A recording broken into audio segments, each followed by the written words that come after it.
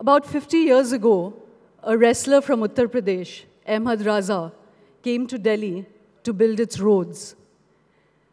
He told his daughter that a city makes a promise: give yourself to me and your children will prosper. 50 years later, his daughter, Shazia Khan, has been shunted out of Delhi 3 times. She told a Tehelka reporter, "My father used to say, Beta, I have built the roads of Delhi." But she now lives in a horrible, not even suburban cluster outside of Delhi called Bhawana, beyond any civic amenities, 60 kilometers away from her workplace, and she's not part of the city that her father built. Today, we're here to discuss the politics of urbanization in India, what makes a good city. I think we are agreed on what ails Indian cities. All of us, whether we come from Chennai, Bangalore, Varanasi, Allahabad, Delhi, Bombay, would agree that one feels a sense of dismay when you live in a city. There is corruption, there is inequity, there's lack of aesthetics, there is breakdown of governance, and there is, in most of them, an absence of culture. We are agreed on what's wrong with cities. So today, we have a very eminent panel to describe what should be an ideal city. What is the city we should dream of? What are the solutions? And what, if at all, are there signs to be hopeful for? To discuss all of this, I take great pleasure in inviting the Maharashtra Chief Minister, Prithviraj Chavan. He is a particularly unique politician because people dislike him for being honest. When he came as Chief Minister of Maharashtra, within the first few months, he cancelled 50,000 crores worth of projects that had been passed without transparent means. There are many other measures that he has taken. He is an uncomfortable political figure because people wonder how the system can be greased if you have an honest man in that crucial place. So Prithviraj Chavan, David Gensler runs the biggest architect firm in the entire world, Gensler and Company. They practice in 150, 160 countries, most notably in China and several others. They have some business in India. And Katie Ravindran, who is the head of School of Planning and Architecture in Delhi, is part of the Delhi Urban Arts Commission, and is a very, very eminent planner and conservationist and somebody who thinks about the heritage of cities and how tradition and modernity can be married. So please join me in welcoming Prithviraj Chavan, David Gensler, and Katie Ravindran.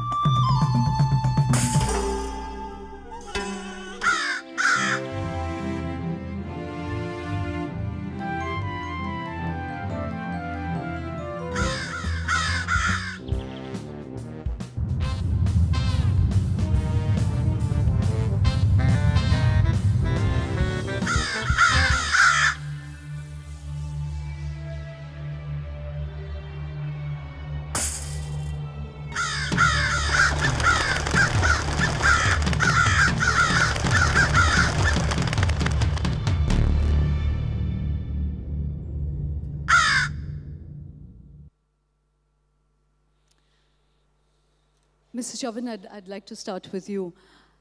As I said, we know what ails Indian cities. Perhaps it's better to paint the canvas again first of what is an ideal city, particularly for a country like India. If you were to start from scratch and build a city, or if you were to undo Bombay and do it again, what would be the ideal characteristics of a city?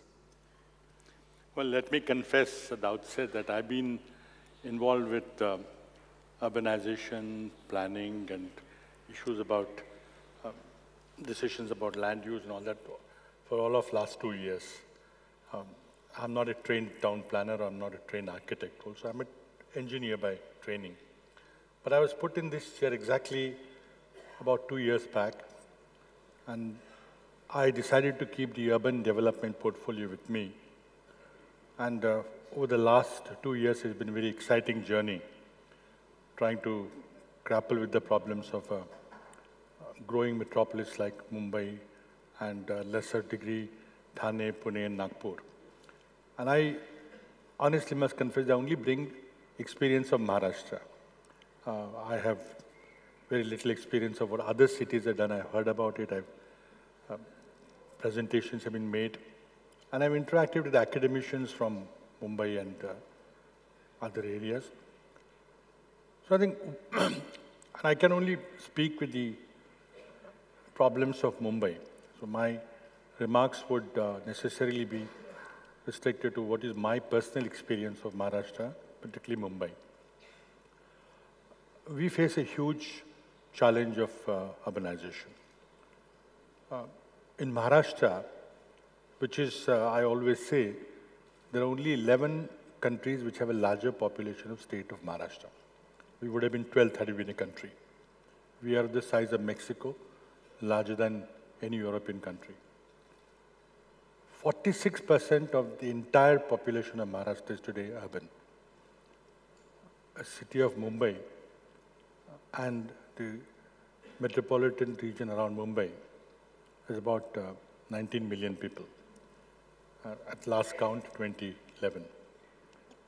It acts as a huge magnet attracting people looking for employment opportunities.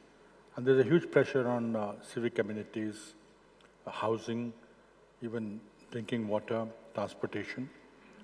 And therefore, the paradigm of constructing townships in one location where it's possible and paradigm of creating industrial areas where it's possible and then making people commute and trying to build transportation infrastructure has been the model which we have followed.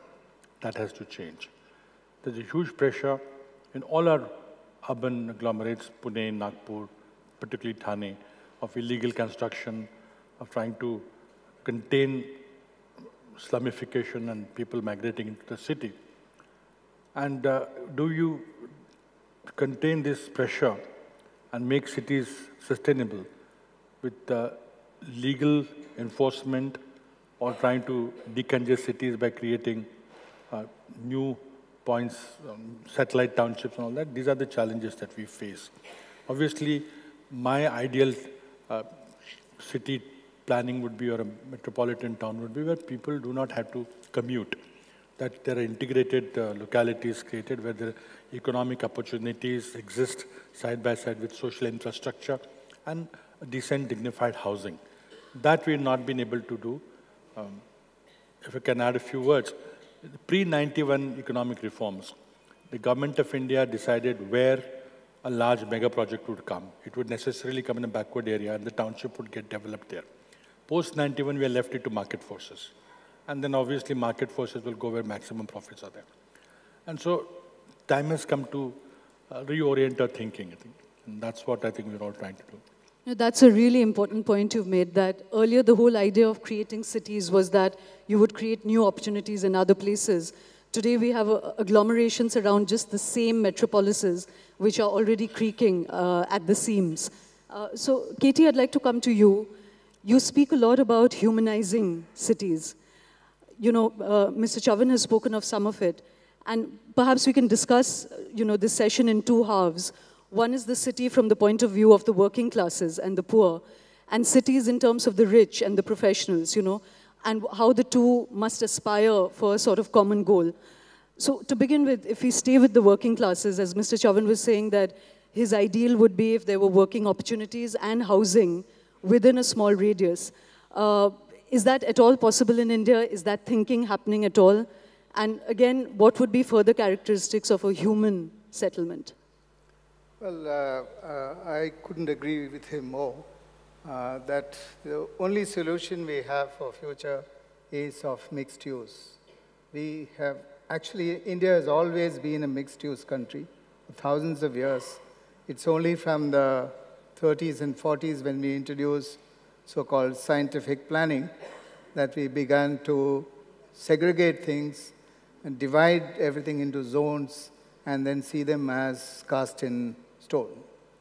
So that attitude has to change, and it is already beginning to change. I think in many states in India, they've already adopted, like Madhya Pradesh. Delhi Master Plan also talks about certain level of mixed use.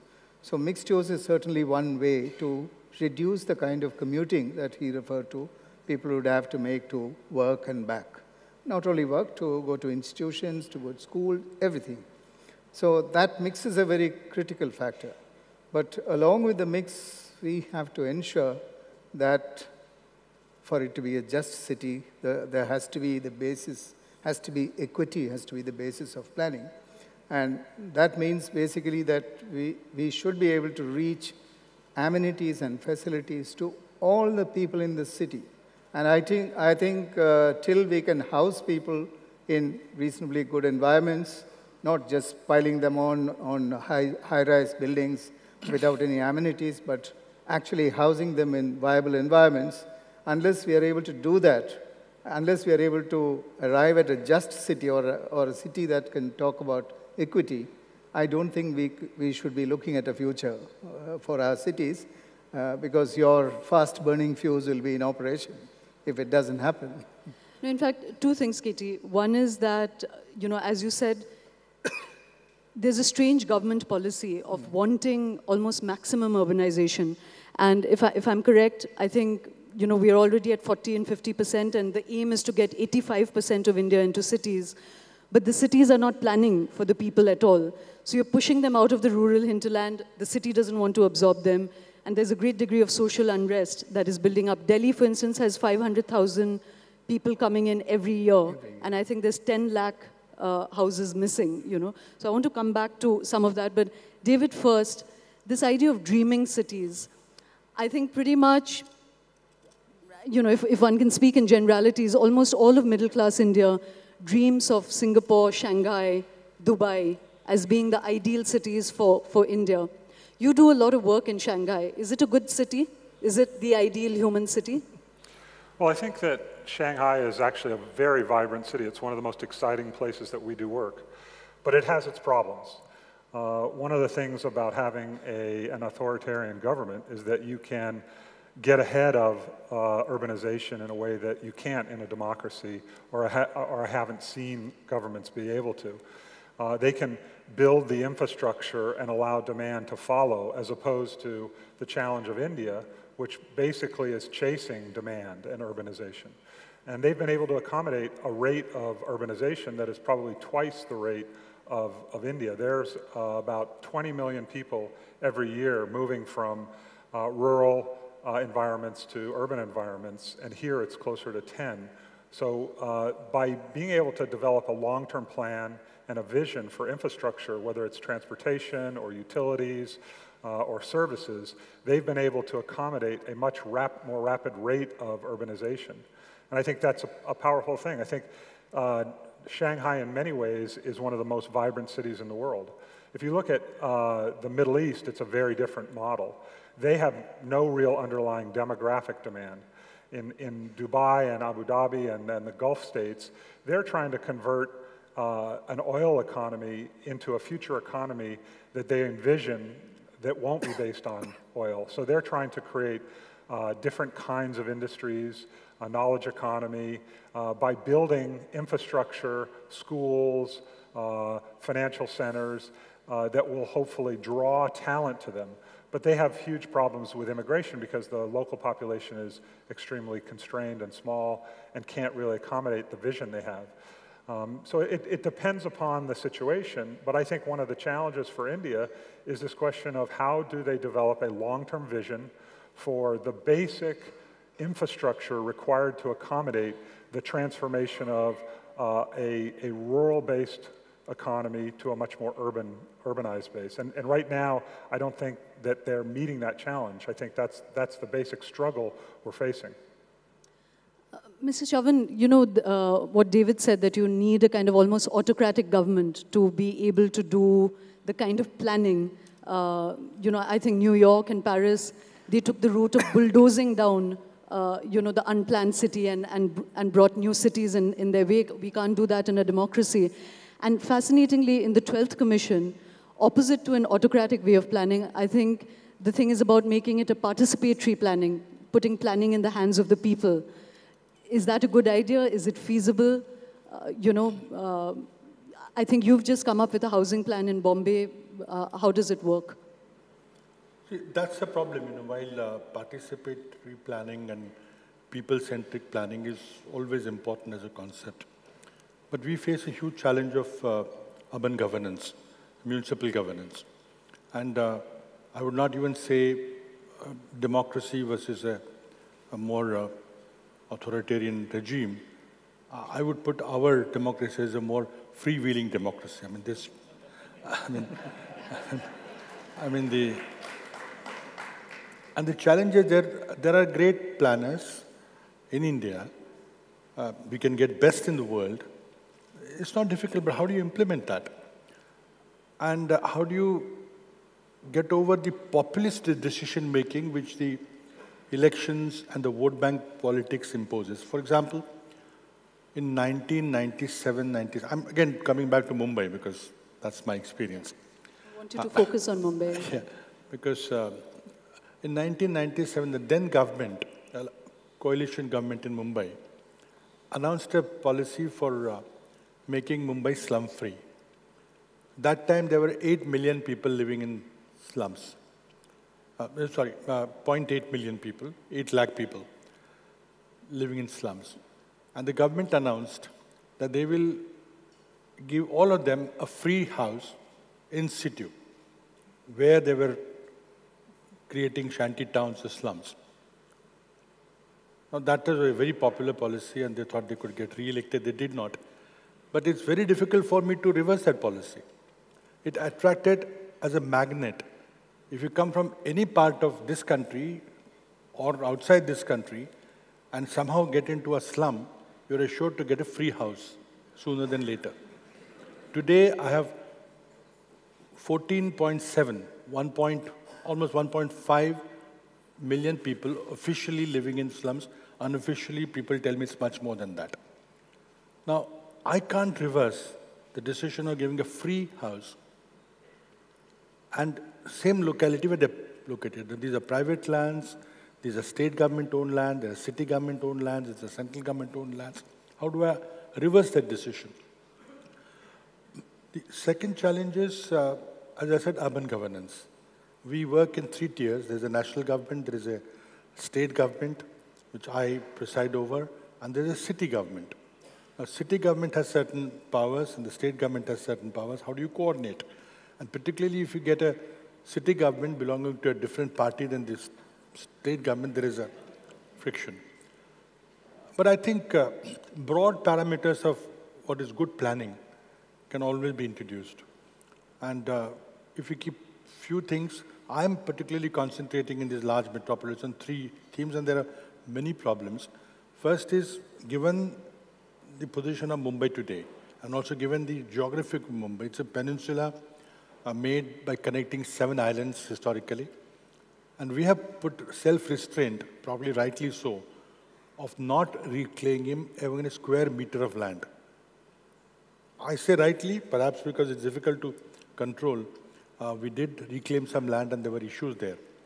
So no, I can't, there is no elbow room at all, like Delhi has, or probably Shanghai has, or probably Calcutta, Chennai has. I have no place to expand at all. So wherever these slums are located, I have to redevelop them into vertical towers. Now, the entire planning has been based on the floor space ratio, or as you call floor space index, FSI. Now you give more FSI, let people build vertically, then you convert the horizontal slums into vertical slums, and then free up some areas, the value that is locked into that land, one of the most expensive real estate, I think, anywhere in the world, probably comparable to New York and London or wherever. And so the whole planning has been based on pushing people into vertical towers in the same location, because we had to get them in some location. We cannot relocate them. And then freeing up some land. Then how do you capture the value that is locked into the land? And that has gone wrong in Mumbai. It was all left to market forces, private individuals, and then the people who lived there did not get a fair deal. So how do you bring back the state into the picture, where the excess value that is locked into the land comes back to the state, and the private sector is used only as contractors in building buildings and roads and water works and all that, not as owners of land, which was the pattern which is being followed today. Mr. Chavan, you said 2 things which I think are, almost radical to hear anybody say now. One is that when planning was left to market forces post-1991, automatically self-interest has pushed maximum urbanization around already existing infrastructure. They are not magnets for other infrastructure, for satellite towns to grow. And number two, what you just said, which is that, again, it's left to market forces. Say Dharavi, 500 acres of land suddenly opened up. And, private developers are not interested in building low-cost housing, and also the government has been selling that that land at 240 rupees a square feet when it will actually have value of 30,000 rupees per square feet. If all of this is to be left to market forces, where is the answer? Where is housing going to come from? Low-cost housing. I think there are a couple of issues I'd like to correct. Number one, Dharavi is a large slum, almost 500 acres. But it is not left to market forces at all. It is a land which has been taken over by government.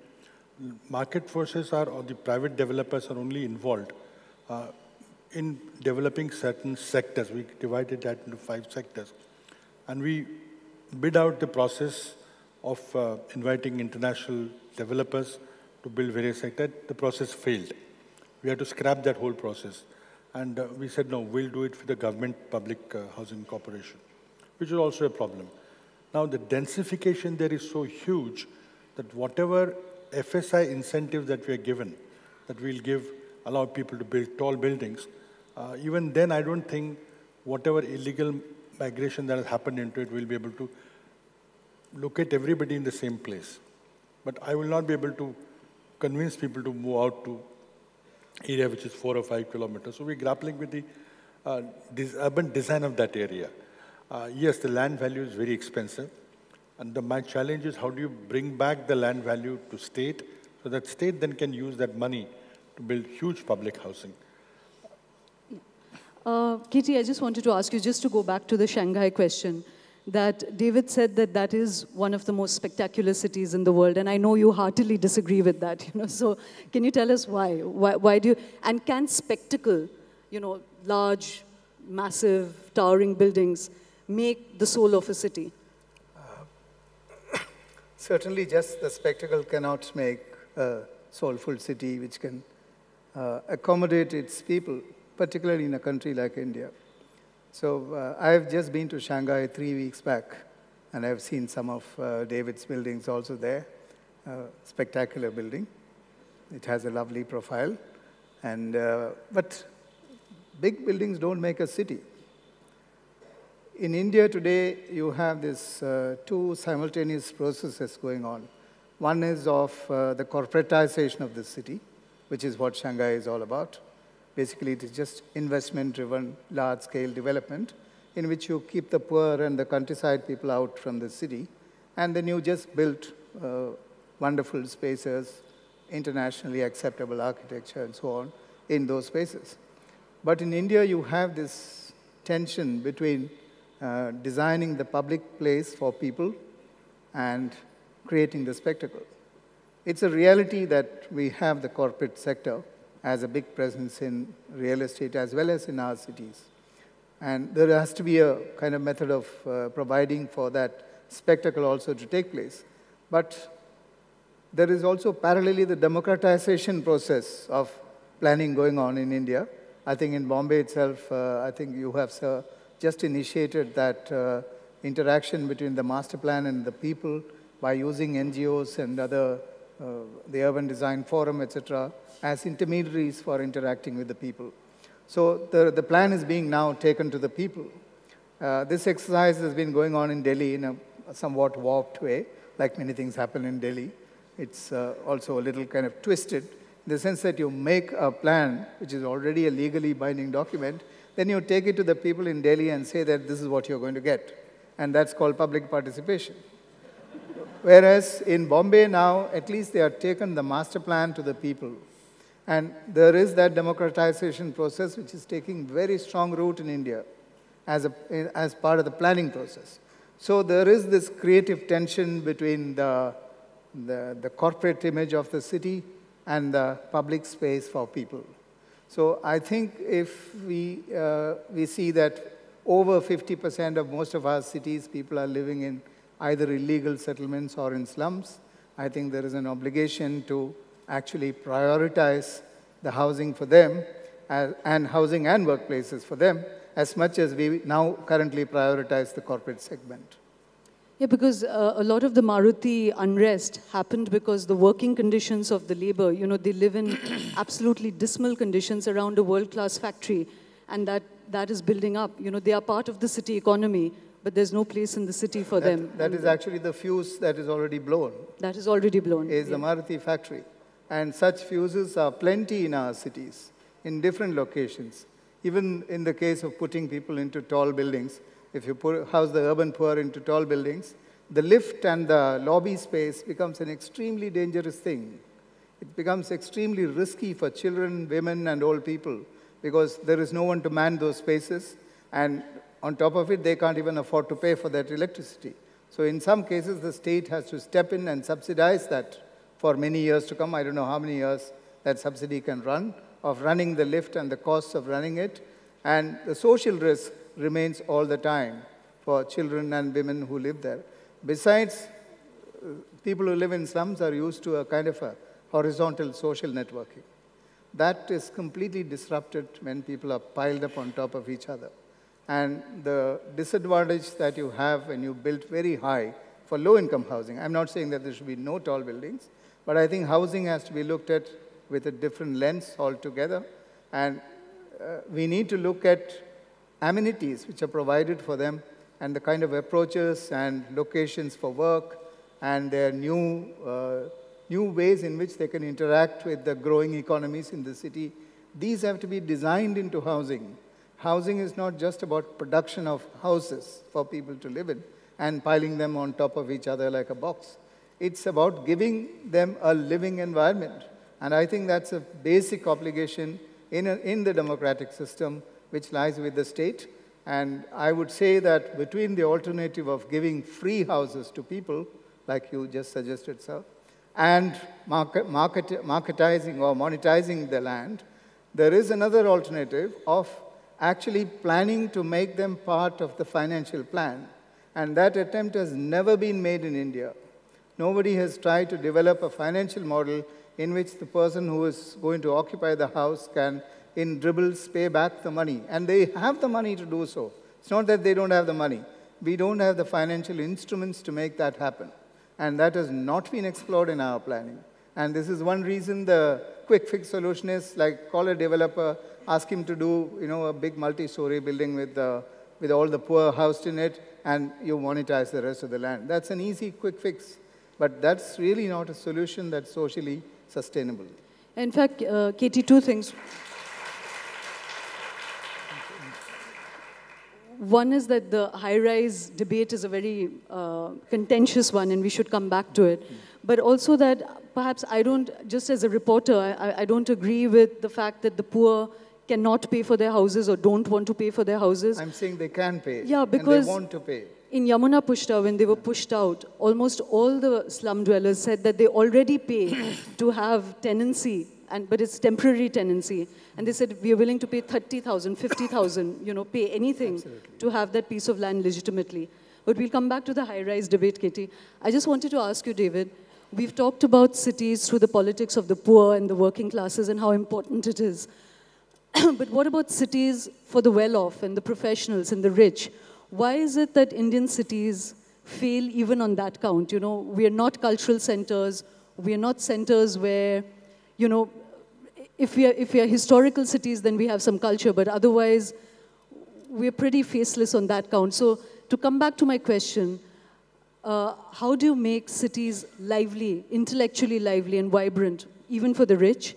And number two, from what Katie said about public spaces, in India, in Delhi, you might have the most splendid, spectacular buildings. The parking lot will be a mess. You might have the most spectacular building. The public plaza will be a mess. How do architects like yourself get enjoined to make the public space around your spectacular buildings as beautiful?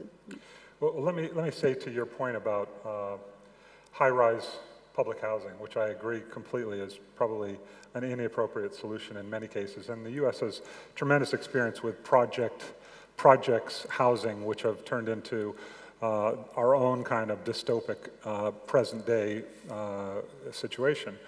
But we not only do tall high-rises, we're working on the Shanghai Tower, which is the second tallest building in the world, but we also do low-rises. I just visited in Bangalore a World House, which we are doing a project with a for-profit housing company for the poor, low-cost housing. We've designed and built houses for $1,500 that somebody who makes $100 a month can pay $20 a month to own their own house in 8 or 10 years. And that's built out of materials that they can participate in that are efficient, and it's designed by them with us to meet their needs, not the architect's vision of what a building should be for them, but they actually can participate in the design of exactly how they want their rooms split up. And it's empowering them in a different way than the typical public housing kind of model. And I think it's something that taps into that incredible vibrancy that you see in the slums, whether it's in Brazil or in Tijuana or in Mumbai or Bangalore. These shanty towns actually have a vibrant life, and there's an economy in there that is functioning. If you can tap into it, you can actually leverage that vibrancy and create a much more sustainable horizontal community. To your point about institutions that provide culture, I think American cities get it wrong as much as they get it right. And it seems to me that when we get it right, usually there's a community of leaders that tap into the wealth of that community to create institutions that are leading that culture. And it's been fascinating for me. I've lived in Los Angeles for the last 20 years. And you'd think with an industry like the entertainment industry that we'd have this incredible leadership community that was committed to the city of LA and built great cultural institutions. But in fact, for many, many years now, that hasn't happened. It's only been recently that people like Eli Broad and some of the other city leaders with significant wealth have started to really invest in the city. And you see LA changing its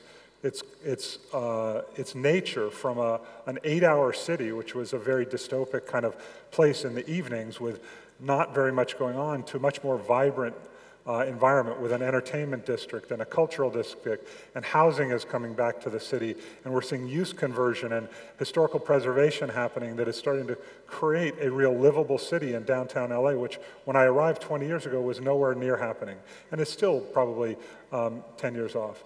But I think it's up to city leaders, it's up to communities to take responsibility for building their own institutions, and that takes real commitment. That takes commitment from the wealthy in every community. No, but what about just the aesthetics of a city, about tradition? For instance, you work in 160 countries, but we're reduced to having the same kind of city in whichever part of the world you go to. There is just no idiom difference, there's no, there's no tradition, there's no aesthetics, and it's a super mall culture, and I actually think, if you look at Shanghai as an example, when Shanghai in Pudong was a rural area, and they planned a financial center, high-rise center, and that has become, in many ways, a problem because the way they planned it, the policies had setbacks that created these very tall buildings that are islands unto themselves. They're disconnected from the urban fabric. But if you look at the rest of Shanghai, the Shanghai style, which is the juxtaposition of the new and the old, and the preservation of the historic, has taken hold in a way that's exciting. You go to the warehouse district where there's art galleries and a vibrant life. You go to the French Quarter where you can see the old buildings and the tree-lined streets. They've, luckily, before they destroyed it, they started to recognize the value of what they had, and they started to develop plans that preserved it. Now, everything that's old doesn't deserve to be preserved, but that historical context and fabric that exists in cities like Mumbai and Delhi and around your country and in China have become a huge, valuable asset to those communities. It's not about creating a city of 100-story buildings, but you have areas, like in London, they moved, Canary Wharf was the area that they identified, an old warehouse, In 1970s, they started it, and it went bankrupt even, but it's become this vibrant financial center that the city can feed off of, but it hasn't ruined the city's historical fabric. We're running out of time. This is just such a gigantic topic. Sir, I'd just like you to share with us a really difficult decision that you've had to make related to a township project, a city. What were the considerations that went into it? Whether in sanctioning a project or in scrapping a project. Can you share with us some inside detail of, just being in government? Yeah, only basic two themes that I worked on. One was that Mumbai real estate is one of the most expensive real estate in the world. And the value that is locked in the public land or government-owned land or even private-owned land must be recovered and must come back to the state. Secondly, whenever you get any public involvement, it must be a transparent bidding process, which it was not. With these two principles, we were able to take many decisions. One other thing was there was a lot of lack of transparency and opaqueness into sanctioning plans. A lot of concessions could be given by every officer, and people virtually had to take about 40 different permissions before a building could be sanctioned. There was a huge lot of rent seeking. So we rewrote the building rules. Of course, it's not a perfect situation here, which has brought in a level playing field between small builders, large developers, everybody. And I think by and large, it has been welcomed. We're also capturing the excess value, asking people to pay upfront for whatever additional FSI they get. We are the first state to enforce that every large building housing project must have 20% reservation for economically weaker sections.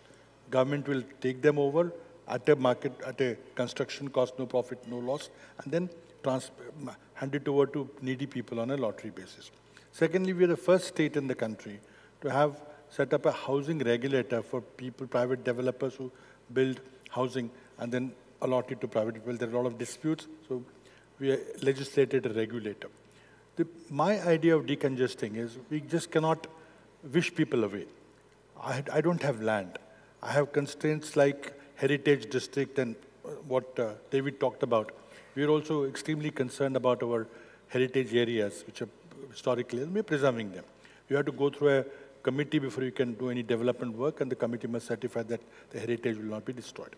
I have a huge problem of coastal regulatory zone where you cannot build anything. Whole lot of areas gone away. Half of Mumbai is green, the Sanjay Gandhi National Park. So we have green areas, except that I don't have any free land.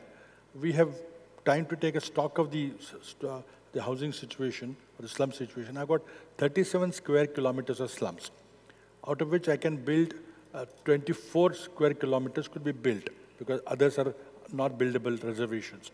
Now, out of those 24 square kilometers, I had to build public housing in half of them, so that rest of the half of it could be used for economic exploitation, which will pay for the 12 square kilometers of housing. My debate now is between architects and town planners, what is the density that I can allow? How high could be the public housing towers? And the debate between top architects in the country is one architect says that, well, 7 should be maximum, ground plus 7. The other architect, equally famous and equally renowned, says, no, you should be able to go to 24, 25 floors. I'm scared to know that the lifts will always work, the water will always reach, what happens to old elderly people, points that you mentioned. I just don't have land. Now, short of building castles in the air, I don't have land. So the only solution for that is you have to build integrated townships outside the congested area. So people voluntarily move. You have to create economic activities in those townships where people get jobs there, and the housing will follow the jobs. And that's why I'm just going to announce a new policy for integrated townships. Anybody who can bring 40 hectares of land can build a township, provided he builds certain economic area, certain social infrastructure, and then housing. We hope that that will decongest the cities naturally. I'm worried that we're not able to provide economic activities in the island city of Mumbai. The actually decadal population growth is actually not going up compared to Thane, where the decadal population growth is 70% every 10 years. I think we are putting in some policies where we incentivize people to move, request central government to make more land available, and rework the redevelopment schemes that we have got from slum redevelopment. I'm sorry, we'll have to leave it there. There are many, many strands that we haven't followed through. When I asked you, David, about tradition and idiom, I didn't just mean heritage and modernity, just the two juxtaposition, but that why must every modern building look pretty much the same across the world, Can there not be differences in culture? That was one thing. The other, Katie, which I know you would have spoken about, is of can we not learn from tradition, in terms of energy conservation and much of that. But we'll have to leave it there. I particularly, again, want to thank Mr. Chavan for at least making a beginning in a conundrum as gigantic as Mumbai, making it in the correct way, giving us signs of hope. Rousseau has a wonderful quote. He said, "Houses make towns. It's citizens that make cities." Let's hope we emerge better citizens from this session. Thank you for listening.